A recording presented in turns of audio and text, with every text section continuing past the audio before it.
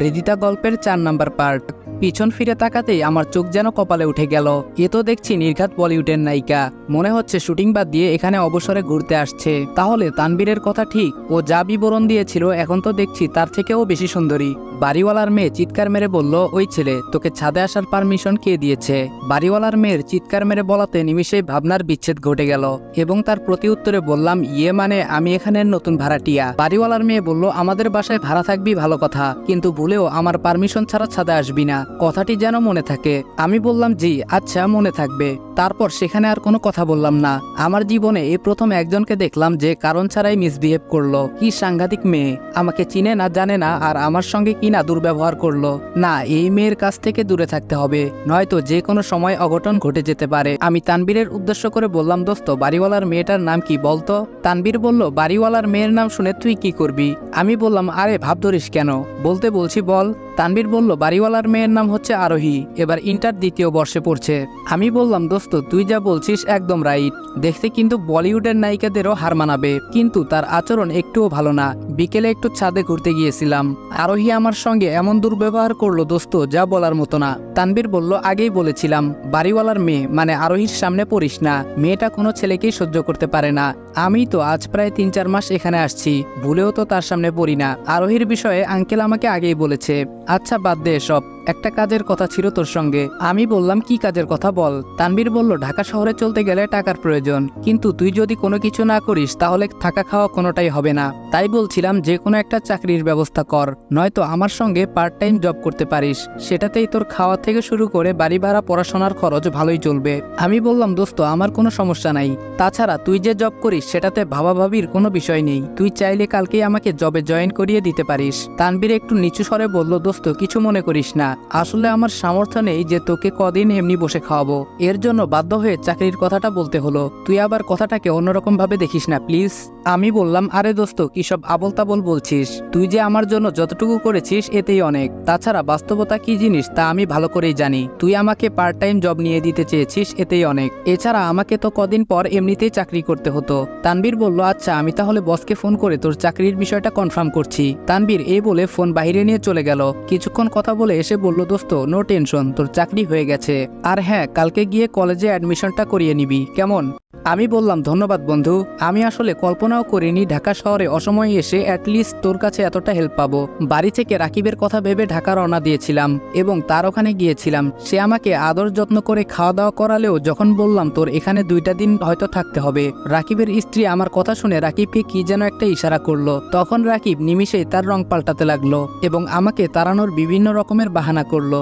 আমি তো আর ছোট বাচ্চা না যে তারা ইশারা করে কি বললো সেটা বুঝবো না। তারপর ওখান থেকে বাইরে চলে আসলাম। রাস্তার ফুটপাতে 2টা দিন নির্ঘুমে কাটিয়েছি, কারো কাছে যাওয়ার মতো কোনো রাস্তাই ছিল না, একা একজনকে কেউ বাসা ভাড়াও দিতে চায়নি। তারপর তোকে দেখে এক বুক আশা নিয়ে সবটাই যখন তোকে বললাম সেটা শুনে তুই ঠিকই আমার পাশে এসে দাঁড়ালি। ঢাকা শহরে উপকার করলে একমাত্র তুই করেছিস, তোর এই উপকারের কথা আমি জীবনেও ভুলবো না দোস্ত। এইটুকু বলেই থেমে গেলাম। তানবীর বলল, আরে সবাই কি বন্ধুর বিপদে পাশে থাকতে পারে নাকি? সবাই তো আর বন্ধুর বিপদে পাশে থাকে না, ওরা হচ্ছে সুসময়ের বন্ধু।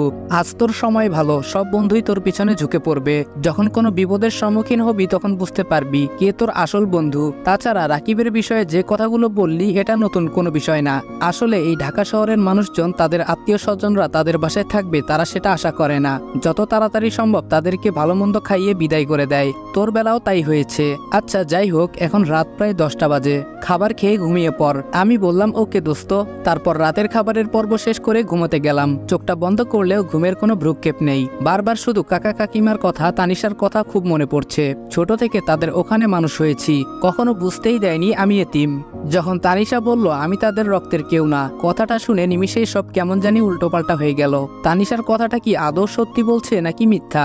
মিথ্যা হতে যাবে কেন, কাকাই তো আর মিথ্যা বলবে না। তাছাড়া এতদিন ভেবে আসছিলাম তারা আমার আপন কাকা কাকিমা, কিন্তু ভাগ্যের কি পরিহাস, সবটাই যেন স্বপ্নের মতো বদলে গেল। ভালো থেকো তোমরা, তোমাদের আমি আমার বাবা মার মতোই ভালোবাসি, আর হয়তো তোমাদের ওখানে যাব না। এসব ভেবে কখন যে ঘুমিয়ে পড়েছি তা নিজেও জানি না।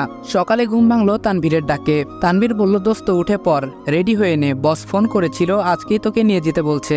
আমি বললাম, ওকে রেডি হচ্ছে আমি। তারপর তানভীরের সঙ্গে চলে গেলাম নতুন চাকরিতে। লক্ষ্য করলাম অনেক বড় একটা রেস্টুরেন্ট। এখানে সাধারণত বড় লোকরাই আসে। রেস্টুরেন্ট দেখেই বোঝা যাচ্ছে তানভীর একটা ভদ্রলোকের সঙ্গে চাকরির ব্যাপারে কথা বলল। ওই লোকটাও আমাকে চাকরি দিতে অমত পোষণ করলো না। চাকরিটা হয়ে গেল। মাস শেষে স্যালারি নির্ধারিত করলো 15,000 টাকা। এ দিয়ে মাশাআল্লাহ আমার ভালোই চলবে, কোনো অসুবিধা হবে না। তানভীরকে আরো একবার ধন্যবাদ দিয়ে বললাম, দোস্ত আজকে চল হাজি বিরিয়ানি খাবো। তানভীর বলল, আমার কাছে টাকা নাই, আরেকদিন খাওয়া মনে। আমি বললাম, আরে ধুর, আমি তোকে খাওয়াবো। হাজার হোক চাকরি নিয়ে দিলি, ট্রিট তো তোর জন্য প্রাপ্যই আছে। রাতে বাইরে খাবার খেয়ে বাসার উদ্দেশ্যে রওনা দিলাম। গেটে আসতেই লক্ষ্য করলাম তালা ঝুলানো। এটা দেখেই রীতিমতো অবাক হয়ে তানভীরকে জিজ্ঞেস করে উঠলাম, দোস্ত গেটে তালা দেওয়া থাকলে কিভাবে রুমে যাব? রাত তো এখনো 10টা বাজে নাই, এর মধ্যে তারা গেটে তালা লাগিয়ে দিল। তানভীর বলল, এই বাড়িওয়ালার মেয়ে আরোহী ইচ্ছা করে রাত 9টার সময় গেটে তালা লাগিয়ে দেয়। মেয়েটা বদমেজাজি প্লাস মিচকা শয়তান। দোস্ত টেনশন করিস না, আঙ্কেলকে ফোন করে জানিয়ে দিচ্ছি। এই বলে তানভীর বাড়িওয়ালা আঙ্কেলের কাছে ফোন করে জানিয়ে দিল। কিছুক্ষণ পরে বাড়িওয়ালা আঙ্কেল গেটে এসে বিনয়ের সুরে বলতে লাগলো, বাবা তোমরা কিন্তু বিরক্ত হইও না প্লিজ। আরোহী মাঝে মধ্যেই গেটের তালা লাগিয়ে চাবি তার কাছে রেখে দেয়। আমি বললাম, আঙ্কেল আরোহী এসব কেন করে? আঙ্কেল বললেন, আরোহী চায় না এই বাসাতে কেউ ভাড়া থাকুক, তোমাদেরও বাসা ভাড়া দিতাম না, কিন্তু তানভীর আমার পূর্ব পরিচিত ছিল, যার দরুন তাকে আর না করতে পারিনি। আচ্ছা বাদ দাও এসব কথা, এই চাবিটা তোমাদের কাছেই রাখো। মাঝে মধ্যে আরোহী যদি তালা লাগিয়ে দেয় তো তার ডুপ্লিকেট চাবি এইটা। আঙ্কেল এই বলে গেটের ওপাশ থেকে চাবিটা তানভীরের হাতে দিল। তারপর তিনি রুমে চলে গেলেন। অপরদিকে রিজিতা তানিশাকে বলল, তানিশা তোর ভাইয়ের খোঁজ কি এখনো পাসনি? তানিশা বলল, ও ছোট থেকেই একটু জেদি, যা বলে তাই করে। ও তোকে প্রপোজাল দিয়েছিল আর তুই তাকে রিজেক্ট করেছিলি। সেই দিন আমিও বাড়িতে গিয়ে এ বিষয়ে প্রচুর পরিমাণ জ্বালিয়েছি এবং মজা করে বলেছি, তোর এই খ্যাতমার্কা চেহারায় কোনো মেয়েই তোকে ভালোবাসবে না, বুঝলি? আগে নিজের গেট আপ ঠিক কর, তারপর কাউকে প্রপোজাল দিস। সে আমার প্রতি উত্তরে শুধু একটা কথাই বলেছিল, একদিন রিজিতাও আমাকে ভালোবাসবে, দেখে নিস। আর আমি যেটা বলি সেটা কিন্তু করে ছাড়ি, সেটা তুই ভালো করেই জানিস। সেদিন থেকে তোর পেছনে ও কাঁঠালের আঠার মতো 2টা বছর লেগে থাকলো, কিন্তু তুই তো কোনো রেসপন্স দিলি না। তাহলে একবার ভাব তার জিদটা কেমন। আর আমি যদি টেলিভিশনে সিরিয়াল দেখি, ও গিয়ে ক্রিকেট খেলা দেখবে, নয়তো মুভি দেখবে, তবুও আমাকে কিছু দেখতে দিবে না। টেবিলে খেতে বসলে আগে ওকে দিতে হবে, তারপর আমি খেতে পারবো। সব সময় এমন প্যারাই দিত। রিদিতা বিশ্বাস কর, মাঝে মধ্যে মনে হতো আমাদের বাসা থেকে ও চলে যাচ্ছে না কেন।